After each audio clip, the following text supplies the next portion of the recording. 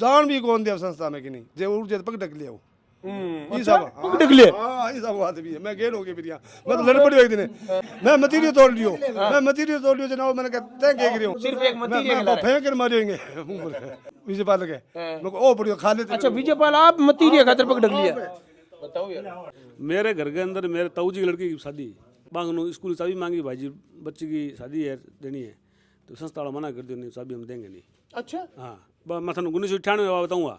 चनना जी में दादू जी बोलता बे माने चाक बनानो सिखायो बी टाइम अच्छा बी टाइम में चाक बनाता बड़तो मार्क ने मोल मिलतो कोनी हो गला देनता कोनी माने सिलाई को मशीनों को काम बड़ो काम 1985 की बात बता रहे। गया भटके आगे विजयपाल खुद हो 2000 में परिचय बातचीत करे तो 100 रुपया टैंकर के लाग और तकड़ो ना उड़े आर्मी के जवान पाछो आया अमेरिकन बना के यार के जाम तुमने गलत जगह गाल दिया मैं क्या वो तो कुंभार हमारी की पैदाइश ही नहीं। मैं कोई बात इस तरह की नहीं करना चाहती टेलीफोन के ऊपर। आपको कुछ महसूस हुआ हो और हुआ हो तो आप जयपुर आके मेरे से मिल लो। अच्छा जयपुर आना पड़ेगा? अगर ट्रस्ट से संबंधित बात करनी है तो प्लीज जयपुर आकर करें। जी हाँ ये वाक्य तो आपने सुना ही होगा।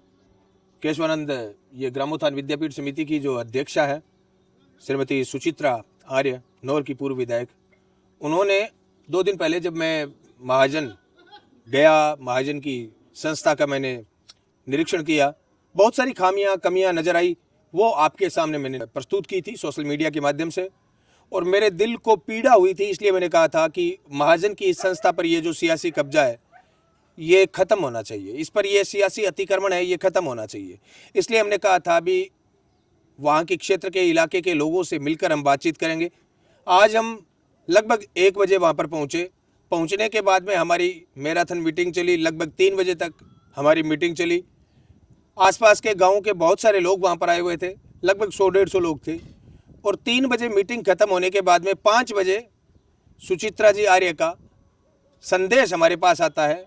जी हाँ उन्हीं सुचित्रा जी आर्य का जिन्होंने 2 दिन पहले कहा था कि इस ट्रस्ट से संबंधित किसी भी प्रकार की बातचीत करनी है तो जयपुर आइए। वो महाजन पधार जाते हैं और आनन फानन में मीटिंग रखते हैं। अच्छी बात है मीटिंग रखते हैं और मीटिंग के अंदर वो जो बात बोल रहे हैं उन बातों का मैं आप सबको मतलब समझाता हूँ मेरी बुद्धि अनुसार भगवान ने जो मुझे बुद्धि दी है। और दूसरी बात उसके बाद में कमेंट बॉक्स में आप लोगों को बताना है कि हमें क्या करना चाहिए। सबसे पहले तो मैं धन्यवाद देता हूं मेरे छोटे भाई बाबूलाल गोदारा का, जिन्होंने मेरे पर प्रेशर बनाया। 2-3 महीने तक लगातार पीछे फ़ोन किया, घर पे आया भी भाई जी थे एक बार चलो हमारे इलाके की दुर्गति को सबसे बड़ो कारण है वो है भी महाजन की आज की संस्था है इनको जीर्णोद्धार हुए। आज संस्था अगर बटा बड़ी बने तो भाई जी पूरा इलाके के गाँव ने बेनिफिट पहुँच सके भी पर यहाँ कर गए लोग जो को बड़ो दुरुपयोग होने लग रही है। तो बाबूलाल ये बातें जब लगातार मन कही तो आखिरकार बाबूलाल के सागे जागे बटे बे चीज़ें देखी तो मेरी आंखें है बे फटी रहेगी। सच्ची बात आई। अब जो अध्यक्ष महोदया का जो संदेश है वो आपके सामने स्क्रीन पर ये संदेश आता है लगभग 5 बजे और 5 बजे आता है जब हमारी 3 बजे मीटिंग खत्म हो जाती है और मीटिंग में हम जब निर्णय लेते हैं कि हम गांव-गांव जाएंगे, रात्रि चौपाल लगाएंगे और इस पूरे अभियान को साधु संतों के सानिध्य में लड़ेंगे। क्योंकि हमारा तो कोई गॉडफादर नहीं है, हम बड़ा राजनीतिक कद नहीं रखते भाई। हम क्या है, हम तो ईमानदारी से आवाज़ उठा सकते हैं। हमारे पास तो सिर्फ 1800 रुपये का माइक है। तो मैं आप सब भाइयों को सिर्फ इतना कहना चाहूँगा कि साधु संतों से जब मैंने बात की तो उन्होंने मुझे इतना ही कहा बेटा कि बिल्कुल आप ये लड़ाई लड़िए और एक सच्चे संत को सच्ची श्रद्धांजलि यही होगी कि उसकी शिक्षा की ये जो नगरी थी, शिक्षा की जो तपस्या थी उसको न्याय मिले। और जब यहाँ पर महिला विश्वविद्यालय खुल जाएगा तो पूरे इलाके के गाँवों के लोगों को बहुत फ़ायदा मिलेगा। छोटा सा उदाहरण देता हूँ, मेरे सूरतगढ़ के अंदर भाटिया सर ने कोचिंग सेंटर किया था और उस कोचिंग सेंटर के कारण आज सूरतगढ़ के अंदर 30,000 से ज़्यादा लोग प्रत्यक्ष रोजगार से जुड़े हुए हैं। आज सूरतगढ़ का नाम पूरे भारत में लिया जाता है भाटिया आश्रम के कारण। सोचो एक कोचिंग सेंटर से किसी शहर की ये पहचान हो सकती है, तो अगर यूनिवर्सिटी वहाँ पर ओपन हो गई तो उसके बाद में आपके गाँवों की क्या तस्वीर होगी। मैं बार बार कहता हूँ लूनकनसर से लेकर अर्जनसर तक आपके पैर रखने की जगह नहीं मिलेगी हाईवे पर। आपकी ज़मीनों के रेट बढ़ जाएंगे, आपके वहाँ पर एजुकेशन का स्तर बढ़ जाएगा, कॉलेज स्कूल इतने खुल जाएंगे कि वहाँ पर बाद में आपकी फीस है वो भी नॉमिनल हो जाएगी। तो अध्यक्ष महोदया ने जो सूचना हमें दी है वो सूचना आप तक पहुंचानी है और उस सूचना के मायने क्या है वो भी आपको समझाने हैं। बाकी आप कमेंट बॉक्स के अंदर बताइए कि हमें अगला कदम क्या उठाना चाहिए। तो इन्होंने लिखा है विद्यार्थियों हेतु सुखद खबर। अब देखो ये सुखद खबर जो 2 दिन पहले ये थी कि भाई जयपुर आइए बात करनी है, तो अब ये महाजन आकर मीटिंग में अध्यक्ष महोदय बोलते हैं कि सुखद खबर। और वो सुखद खबर क्या है कि केशवानंद ग्रामोत्थान विद्यापीठ समिति कार्यकारिणी की बैठक संपन्न हुई है। केशवानंद ग्रामोत्थान विद्यापीठ समिति की कार्यकारिणी की बैठक 9 मार्च को संस्था प्रांगण में रखी गई, जिसमें अध्यक्ष सुचित्रा आर्य ने बताया कि समिति में प्रस्ताव पारित किए गए हैं जिसमें संस्था के स्वामित्व की खुली भूमि नीलामी से दी जाएगी। इसका मतलब क्या हुआ भी आज तक नीलामी से नहीं दी जाती थी, ये खुला ये संस्था स्वीकार कर रही है, अध्यक्ष महोदय स्वीकार कर रही है कि आज तक ये नीलामी से नहीं दी जाती थी। तो ये प्रक्रिया क्या थी? स्वामी केशवानंद जी की शिक्षा, तपस्या, पुरुषार्थ और उनकी मेहनत पर बनी ये जो पूरी की पूरी शिक्षा संस्थान थी, इसका आज तक कैसे काम चलता था? मैं चाहता हूं अध्यक्ष महोदया ये बात भी जरूर बताएं, क्योंकि जब खुली नीलामी 2000 बीघों की अब आप शुरू कर रहे हैं, अब आप शुरू कर रहे हैं, तो इससे पहले आपने किस प्रक्रिया के तहत इस जमीन को लोगों को दे रखा था बंदर बांट के लिए? अब बात तो वे आप कहने लग रहे हैं भी अब खुली नीलामी की जाएगी इसकी, तो यूं पे लगे उन तो आप बताओ है। और फिर क्या अगले 7 दिन में नोटिस द्वारा संचार माध्यम से सबको सूचित कर दिया जाएगा, ये भी हमने कहा था भी सूचना होनी चाहिए। चलो ठीक है, देर आए दुरुस्त आए, जब जागो तभी सवेरा। लेकिन आगे जो बातें लिखते हैं उनसे मुझे और ज्यादा आपत्ति है। वो है संस्था में संचालन समिति का विस्तार किया जाएगा। क्यों भाई, आज तक ये संकुचन क्यों था फिर इस समिति का? अब आप विस्तार करने पर आए हो, जिसमें स्थानीय एवं नजदीकी ग्राम पंचायतों के प्रतिष्ठित व्यक्तियों को प्राथमिकता से सदस्य मनोनीत किया जाएगा। इसका मतलब इससे पहले स्थानीय लोगों को प्राथमिकता नहीं दी जाती थी। ये सारे हमारे आरोप सच साबित कर रही है इनकी खुद की ये पोस्ट। आगे लिखते हैं, ताकि संस्था के संचालन में सक्रिय सहयोग दे सके। आगामी वर्ष में विद्यालय को कर्मोन्त करवाना। अब देख लो, मुख्यमंत्री जी प्रेस कॉन्फ्रेंस करा नहीं बिया करने लग रही, अब कर्मोन्त भी हो जाएगा, अब स्कूल बन भी जाएगा, अब रंग रोगन भी हो जाएगा, अब नामांकन भी बढ़ जाएगा, सब कुछ हो जाएगा एक सा गई। देखो दिखाने के है, आगामी वर्ष में विद्यालय को कर्मोन्त करवाना, कृषि शंकाएं शुरू करना। गजब, अब सारे काम होने लग गए। बड़ी जल्दी मीटिंग की है मैडम जी आपने। मैं तो सिर्फ इतना कहना चाहता हूं, बाकी तो क्षेत्र की जनमान्य जनता है, गणमान्य जनता है। मैं तो सिर्फ जनता जनार्दन पर छोड़ता हूं ये कि इन लोगों ने अब तक इस संस्था को अपनी एक प्रकार से खैरात समझ रखा था, बपोती समझ रखा था। और मेरे को सुनने में आया कि आज भी मैडम ये कह रहे थे कि ये तो हमारी जगह है। आपकी नहीं है, आपको संरक्षक नहीं बनाया गया है, आपको अध्यक्ष बनाया गया है। आप इस संस्था के अध्यक्ष हैं, आप इस जमीन के अध्यक्ष नहीं। मैडम कहाँ कौन से जमाने में रह रहे हो आप? और वो भी आज तक थे। अब तो यहाँ के क्षेत्र की जनता तय करेगी कि किसको अध्यक्ष बनाना है, किसको नहीं बनाना है। हम साधु संतों का सानिध्य क्यों ले रहे हैं आपको पता है? जो लोग मेरे पे आरोप लगाते हैं भी ये हो जाएगा वो हो जाएगा, उनको कहना चाहता हूं ये निर्णय तो साधु संत करेंगे, क्षेत्र के जाने माने साधु संत करेंगे। आप जल्दी आपको सूचना दे दी जाएगी, मैं उन पर छोड़ूंगा सारी बागडोर। भाई आज एक संत की क्रमस्थली थी, उस पर एक सियासी परिवार कब्जा कर लेता है, तो हमें क्या करना चाहिए? मैं तो मेरे जीवन को धन्य मानता हूं कि मुझे ऐसा काम करने का मौका मिला, जहां पर एक संत की कर्मस्थली पर जब कब्जा कर लिया एक सियासी परिवार ने, वहां पर मुझे बोलने का अवसर मिला। प्रेशर भी आया, दबाव भी आया, धमकियां आई, सारी चीजें आई, झेलूंगा, आखिरी सांस तक झेलूंगा। लेकिन मैं ये कहता हूं, क्या इस प्रकार के लोगों पर भरोसा किया जा सकता है? आज ये कह रहे हैं हम कृषि शंकाएं भी शुरू कर देंगे। विद्यालय के प्राचार्य ने आगामी सत्र में बच्चों के नामांकन बढ़ाने हेतु कहा कि विद्यालय की मरम्मत, रंग रोगन, भवन बनाने पर सुझाव आमंत्रित किए गए हैं।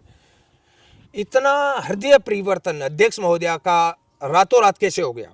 जो 2 दिन पहले ये कहते हैं कि आइए जयपुर आकर बात कीजिए।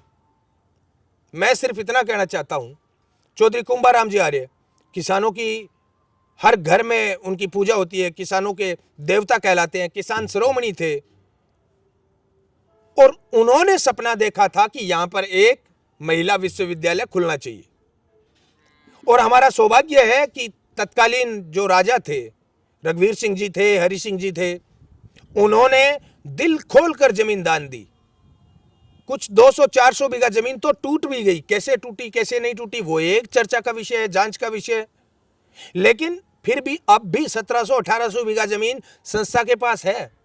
अगर उसकी बंदरबांट ना होती, अगर उसकी ईमानदारी से नीलामी होती, जैसा कि मैडम अब बोल रहे हैं कि अब हम सार्वजनिक नीलामी करेंगे, सूचना देंगे, अब तक क्या होता था? यही तो हमारा ऑब्जेक्शन था। क्या कारण है कि संस्था खंडहर में चल रही थी? और क्या कारण है कि जहां पर आज बच्चियां पढ़ रही है वो तो एक छात्रावास था, सरकारी बिल्डिंग पर एक प्रकार से अधिग्रहण कर लिया जबरन। कहां सरकार ने संस्था को लिख के दिया है? आप एक कमरा नहीं बना सकते, मतलब मुश्किल से 60-70 बच्चियां पढ़ती है वहां पर आज भी।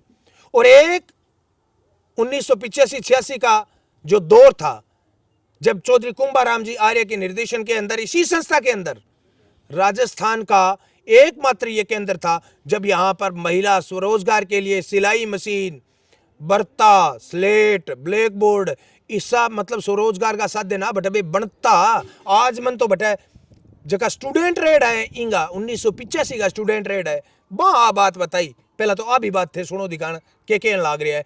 1985 का ये संस्थान में स्टूडेंट रेडिया भाई साहब, तो सुनियो आप, मतलब 1985 में ये संस्था स्वरोजगार का केंद्र बन रही थी और आज ये खंडर बनी हुई है। इसका मतलब इस दौरान जिन लोगों ने अध्यक्ष बने या कुछ और बने, यहां पर जिन लोगों ने संस्था संभाली, उन्होंने ईमानदारी से काम नहीं किया।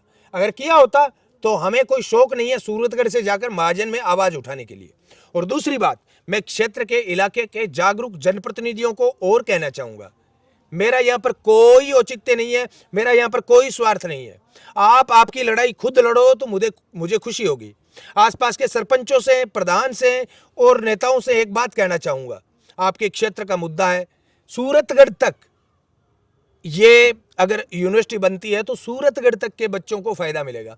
आज पूरे राजस्थान के बच्चे सूरतगढ़ पढ़ने आते हैं, अगर वहां पर यूनिवर्सिटी होती है तो पूरे राजस्थान के बच्चे वहां पढ़ने जाएंगे। कितने बच्चों को रोजगार मिलेगा, कितने लोगों को रोजगार मिलेगा, कितने बच्चों को शिक्षा मिलेगी, ये सोचते ही बनता है। तो मैं आप सबको ये कहना चाहूंगा कि जो हमारा आज का डिसीजन था, वो डिसीजन इस पूरे वीडियो में आप देख सकेंगे। साधु संतों के सानिध्य में हम लगभग 21 गांवों में जाएंगे और इन 21 गांवों में 21 दिनों में जाएंगे। हर दिन एक गांव में जाएंगे, रात्रि चौपाल लगाएंगे, हमारी बुद्धि, हमारी शिक्षा अनुसार हम लोगों को समझाएंगे कि ये शिक्षा संत स्वामी केशवानंद जी की वो कर्मस्थली है जिसका जीर्णोद्धार किया जाए, जिस पर अगर सियासी कब्जा हटाया जाए तो ये क्षेत्र की तस्वीर और तकदीर, दशा और दिशा सब कुछ बदल सकती है। अब डिपेंड आप पर करता है। वो आगामी 21 दिनों का कैलेंडर जल्दी जारी कर दिया जाएगा। लेकिन एक बात और पूछना चाहूंगा, अभी जो सुधार हो रहा है, क्या वर्तमान कमेटी को रखा जाना चाहिए? क्या वर्तमान अध्यक्ष महोदया को रखा जाना चाहिए? मैं आपसे ही पूछता हूं। आपके जितने पॉजिटिव आंसर आएंगे इस कमेटी के पक्ष में, मैं आप पर छोड़ता हूं। बाकी आगे का डिसीजन भी, नया अध्यक्ष कौन होगा, अगर इस कमेटी को भंग किया जाता है तो आगे कौन अध्यक्ष, कौन जिम्मेदारी, क्या सदस्य होंगे, वो तो मैं साधु संतों पर छोड़ूंगा। वो चाहेंगे उसे अध्यक्ष बनाएंगे, वो चाहेंगे उन्हें सदस्य बनाएंगे और कोई विवाद नहीं होगा। मुझे प्रकृति और परमात्मा पर पूरा भरोसा है। मैंने कहा था कि मैं सिर्फ इतना जानता हूं, अगर परमात्मा को, प्रकृति को भविष्य में मेरे हाथ में ये माइक दिए रखना है तो इस मामले में हमारी जीत होगी। और अगर ये परिवार यहां से नहीं हटता है तो फिर ये माइक मैं छोड़ दूंगा, गांव चला जाऊंगा, खेतीबाड़ी करूंगा। ये कोई मामूली बात नहीं है और आज तक मुझे परमात्मा ने हारने नहीं दिया। और इस मामले में भी मैं कहता हूं, आप पर छोड़ता हूं सारी बातें। क्षेत्र के जो जनप्रतिनिधि है, जो बुद्धिजीवी है, पढ़े लिखे मेरे जो भाई हैं, उन पर छोड़ता हूं। आज जितने भी लोग आए थे 100-150, उन लोगों को मैंने कल रात को 9 बजे बताया कि मैं सुबह 12 बजे महाजन आ रहा हूं। और आप एक छोटी सी आवाज पर इतने लोग इकट्ठे हो गए। अब तो हम गांव गांव जाकर जब रात्रि चौपाल लगाएंगे, मुझे पूरा भरोसा है कि जिस दिन आखिरी चौपाल महाजन में होगी उस दिन इतिहास रचा जाएगा। और उस दिन आप देख लेना, शिक्षा संत स्वामी केशवानंद जी है, उनको सच्ची श्रद्धांजलि मिलेगी और उनकी आत्मा सच में वहां पर पहुंचे हुए हर शख्स को आशीर्वाद देगी कि वास्तव में आज भी यहाँ के लोगों की का जमीर जिंदा है, लोगों का ईमान जिंदा है। ये आशीर्वाद लेना कोई आसान काम नहीं है, ये सौभाग्य वाले लोगों को मिलता है। मैं आप भाइयों को सिर्फ इतना कहना चाहूंगा कि इसके लिए अकेला हरि बेनीवाल कुछ नहीं कर सकता। आपके सुझाव, आपकी शिकायत, आपकी आलोचना भी आप अगर मेरी करते हैं, मैं खुले हृदय से स्वीकार करता हूं। मेरे व्हाट्सएप नंबर मैंने सार्वजनिक कर रखे हैं 8058898058। आप उस पर सुझाव दे सकते हैं, आप इस कमेंट बॉक्स में सुझाव दे सकते हैं। ये वर्तमान कमेटी रहनी चाहिए, अगर ये सुधार करते हैं तो रहनी चाहिए या नहीं रहनी चाहिए, या फिर हमें चौपाल वाला मार्ग है वो अपनाना चाहिए और वर्तमान कमेटी को भंग करके नई कमेटी बननी चाहिए, ताकि यहाँ पर स्वामी केशवानंद जी और चौधरी कुंभाराम जी आर्य के सपनों का महिला विश्वविद्यालय खड़ा हो सके और पूरे क्षेत्र की दशा और दिशा बदल सके। अब मैं आपसे कहना चाहूँगा, आज पूरी हमारी जो मीटिंग है, मैराथन मीटिंग, उसका एक एक हिस्सा आप सुनिए, अनकट सुनिए। जिन जिन भाइयों ने विचार रखे उन सबको सुनिए, और उसके अंदर आपको कोई कमी लगता है कि हमारी बातचीत में कोई कमी रह गई या ऐसा कोई मुद्दा जो हमारी बातचीत से छूट गया, अनछुआ रह गया, तो आप बताइए, हम चर्चा करेंगे। कोई जल्दबाजी नहीं है। इतने साल जब इन लोगों ने सियासी कब्जा कर रखा है, 10 दिन और कर लो। लेकिन मेरा और आपका जो प्रयास था, मेरा आपका जो सहयोग था, मेरी आपकी जो चेतना थी, उसी चेतना का परिणाम है कि अध्यक्ष महोदया 2 दिन पहले जो ये कह रही थी जयपुर आके बात कीजिए, वो आज अचानक यहां पर महाजन में आते हैं और यहां पर बैठक करते हैं, एकदम दरिया दिल हो जाते हैं और इस प्रकार से घोषणाएं करते हैं जैसे बजट घोषणा हो रही है, धड़ा-धड़। तो मेरा कहने का मतलब है साथियों, हमें करना क्या चाहिए ये आप कमेंट बॉक्स के माध्यम से बताइए। मेरी किसी से व्यक्तिगत रंजिश नहीं है, मेरी किसी से व्यक्तिगत दुश्मनी नहीं है। आपका एरिया, लेकिन संत सबके हैं, वो क्षेत्र आपका हो सकता है। कई लोग कहते हैं ना यार आप सूरतगढ़ से क्यों आ रहे हो, अरे महाजन एरिया आपका है, लेकिन स्वामी केशवानंद कोई अकेले महाजन के नहीं थे, वो तो सीकर के थे, पंजाब में पढ़े, यूपी में जाकर दीक्षा ली और पूरे उत्तर भारत की सेवा की। सरकारें नहीं बना सकती 300 स्कूलें, सरकारों को स्कूलें बंद करने पड़ रहे हैं। स्वामी केशवानंद जी ने नंगे पैर गुलाम भारत में एक एक रुपया, एक एक रोटी लेकर इन संस्थानों को खोला। सोचो उस संत की आत्मा कितनी रोती होगी जब उन्हें पता चलता होगा कि उनके पुरुषार्थ पर कोई कब्जा करके बैठे हैं। और सोचिए कि अगर इन कब्जा करने वालों को हम बेदखल कर देते हैं तो आपको उस सच्चे संत की क्या दुआएं मिलेगी। बाकी मैं आप सब पर छोड़ता हूं, पूरा वीडियो सुनिए। लगे कि इस वीडियो में कोई अच्छी बात कही है तो 5 से 7 दोस्तों को शेयर कीजिए। आपका भाई हरि बेनीवाल।